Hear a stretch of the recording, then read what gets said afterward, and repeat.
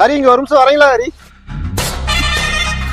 ஹரி டோட்டலா வந்து 20 பில்லர் தான் நீங்க கட்ட போறீங்க. சரி சார். ஹரி அதுல பாத்தீங்கன்னா 3/4 பில்லர்ல 6 பில்லருங்க, 1.5 14 பில்லர், மொத்தம் 20 பில்லர் நீங்க கட்டுறீங்க. அப்புறம் வந்து இதோட ஸ்ட்ரக்சரல் டீடைலிங்ல சைட் இன்ஜினியர் உங்கள்கிட்ட சொல்லுவாரு. எனக்கு ரொம்ப முக்கியம், நீங்க ரிங்கோட ஹூக் வந்து கன்ஃபார்மா 135 டிகிரியில் இருக்கணும்.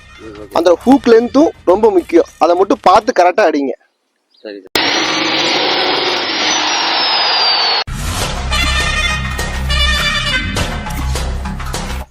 90 டிகிரியில் ஹூக் அடிச்சா என்ன சார் ஆகும்?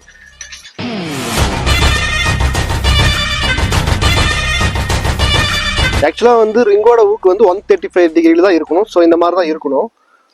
நம்ம ரிங்கோட ஊக்கு ஒரு வேளை 90 டிகிரியில அடிச்சு நம்ம பில்லரை கட்டுறோம் அப்படின்னா, நம்மளுக்கு ஒரு வேளை எர்த்குயிக் வருது, இல்லை அந்த பில்லர்ல லோடு அதிகமாக ஆக்ட் ஆகும்போது இது ஈஸியாக பாப் அவுட் ஆயிரும்.